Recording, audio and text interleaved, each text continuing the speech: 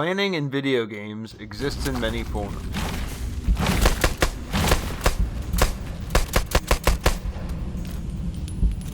Oftentimes it can feel like just a byproduct of its other mechanics. Sometimes though, it's made into its own pillar of gameplay, fleshed out, and when implemented correctly, can help create unique gameplay scenarios that may otherwise be absent from a title, as well as remind us to slow things down and take in the sights.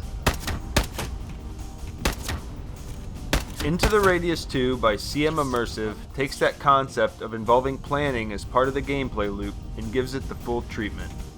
Between trips into the Radius, the player is tasked with upgrading and maintaining their gear with funds they acquire through completing missions and turning in sellable items.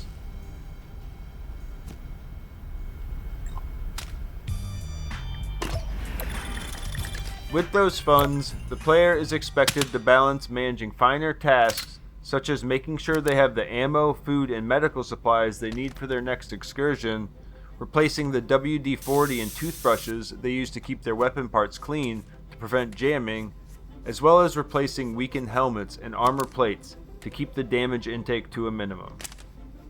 On top of those maintenance tasks, the player can invest in things like rails and optics for their firearms, buying new pouches and carabiners to tactically position magazines and equipment for quick access, obtaining flashlights and NVGs to increase the viability of fighting in the dark, or just purchase from a large selection of spray paint and stencils to customize the look of all their gear.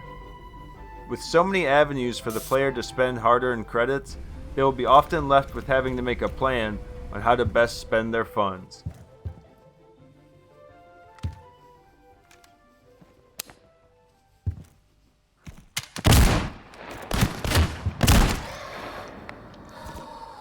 Investing in their survival is always a good option.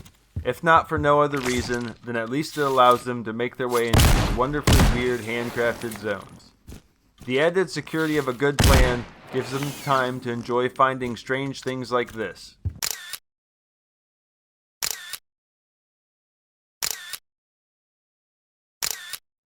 Hey, who put that one in there?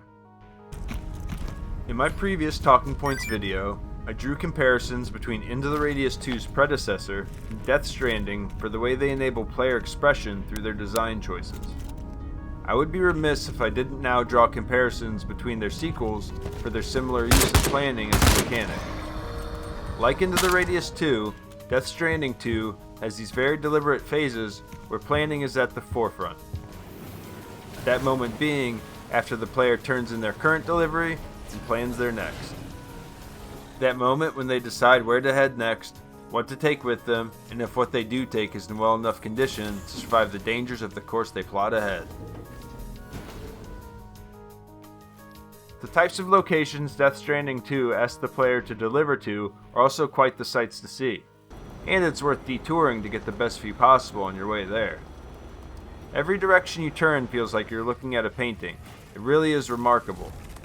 Slowing down and really admiring the beauty of these majestic environments in the first Death Stranding is what really kicked off my interest in photography.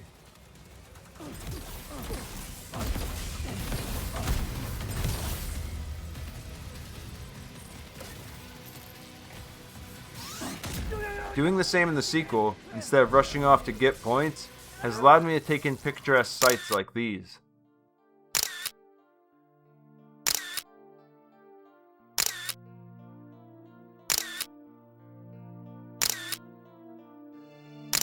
Not again.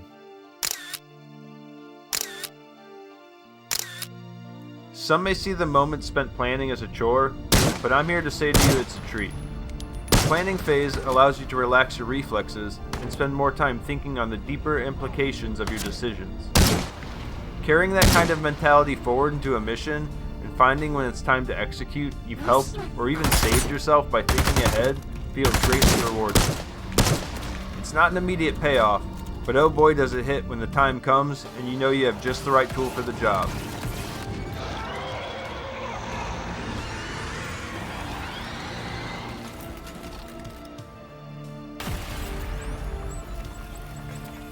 Taking a step back to soak in your environments not only allows you to enact a plan, but also to find the beauty in the bigger picture. So while some choose to rush off and find the best gun, fastest car, or the end credits, I think I'll stop and smell the digital roses. Electric.